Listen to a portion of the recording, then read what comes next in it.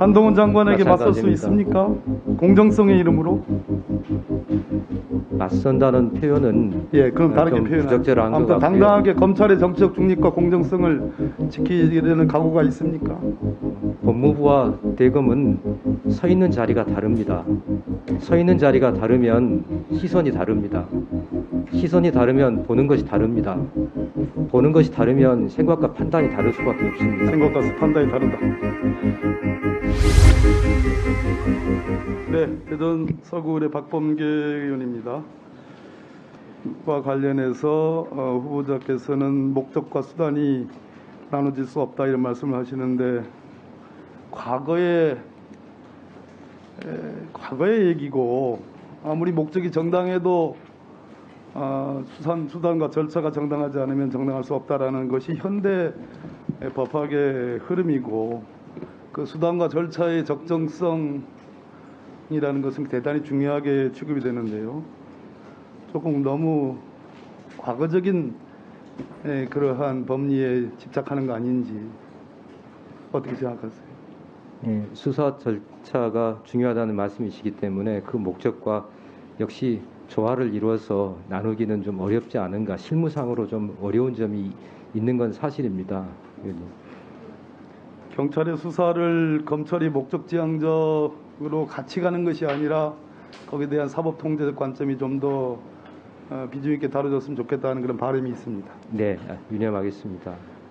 또 후보자님께서 기본권 보호를 오늘도 강조하시고 답변에도 그렇게 나왔는데 후보자께서 생각하는 기본권 보호라는 것은 피해자 중심의 기본권 보호, 인권 보호지 원래 인권 보호의 역사에서는 역시 강압 수사에 대한 피의자의 인권 보호가 중시돼 왔습니다. 그런 측면에서 현재 제가 강조했던 또 과거에 인권 보호라는 측면보다는 소위 장관께서는 깡패 이제 이런 얘기를 많이 하시는데 주로 피해자 인권 보호 중심이 아닌가, 피의자 인권 보호에 대한 비중이 좀 낮지 않나 하는 생각이 드는데 어떻게 생각하세요? 의원님, 제가 기본권 보호에서 분명히 앞에 주체를 국민의 기본권 보호라고 했습니다. 의원님 말씀대로 피의자, 피해자 모두 국민이기 때문에 조화롭게 기본권 보호하도록 노력하겠습니다.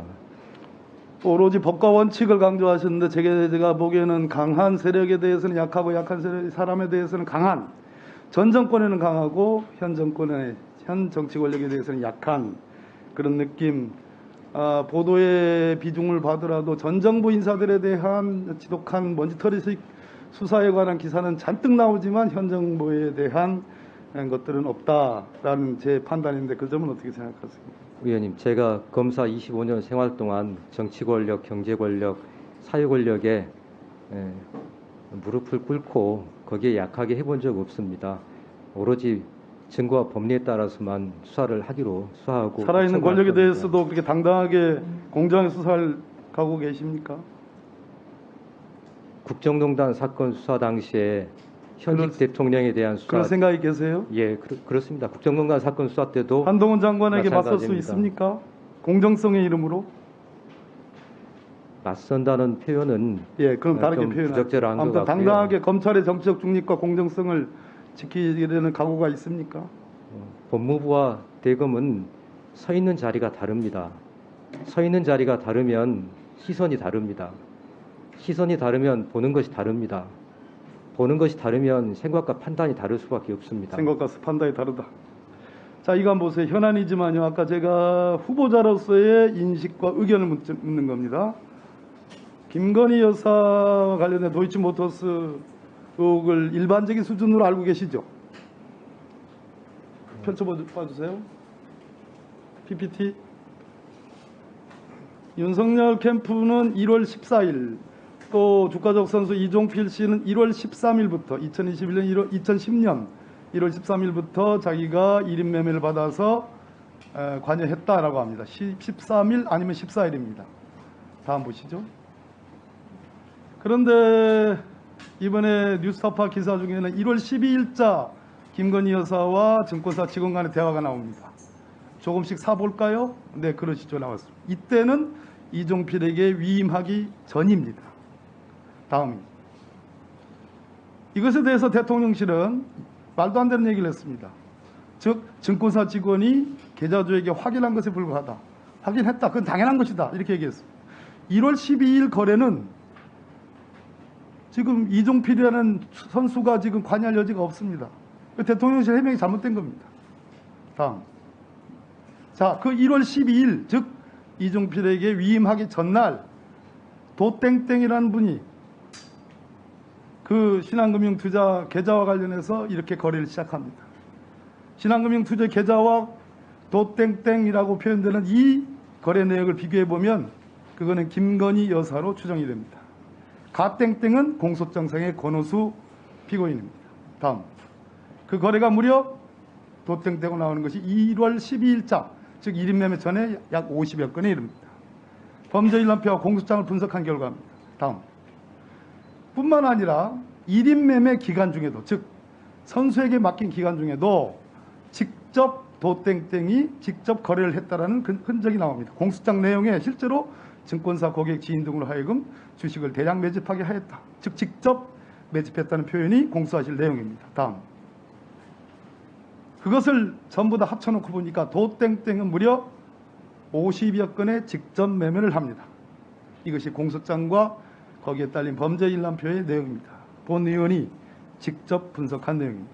이것이 뉴스타파의 내용과도 상당 부분 겹칩니다. 자, 제가 여쭙고 싶은 말씀은 수사지휘가 배제되어 있습니다. 그러나 이 사안은 이만큼 공소장과 범죄일람표상에 피할래 피할 수 없는 의혹이 많습니다.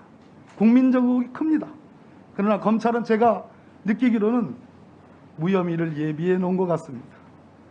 그랬을 때 우리 검찰의 정치적 중립성과 공정성을 담보하는 차원에서도 과거 역대 수많은 특검처럼 이 사안에서 특검을 할 필요가 있다고 본 의원은 생각합니다. 후보자께서는 어떻게 생각하십니까?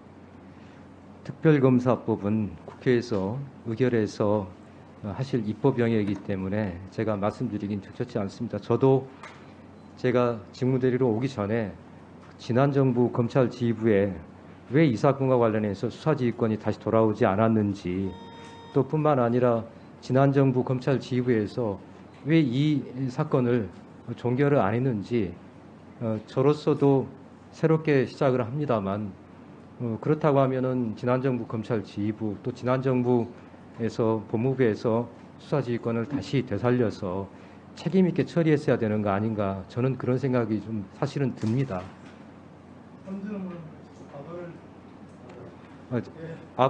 앞으로에 대해서는 이 사건에 대해서 말씀드린 것처럼 김의겸 의원님 지적해 주신 것처럼 다시 수사지휘를 할 수 있는 그런 정상적인 상황이 된다고 하면 모든 책임은 총장이 지고 이 사건에 대해서는 충실하게 수사할 수 있는 그런 방안을 강구해야 되지 않나, 저는 개인적으로는 그런 생각을 갖고 있습니다. 네? 특검에 대해서는 말씀드린 것처럼 국회 입법 사항입니다. 특검을 하시게 되면 저희가 그동안까지 수사를 진행했던 것을 특검에다 충실히 인계해드리는 절차를 밟게 될 겁니다. 국회 입법에 따라서 저희는 당연히 거기에 따르게 됩니다. 수고하셨습니다. 다음 박주민 의원님 질의해 주시기 바랍니다.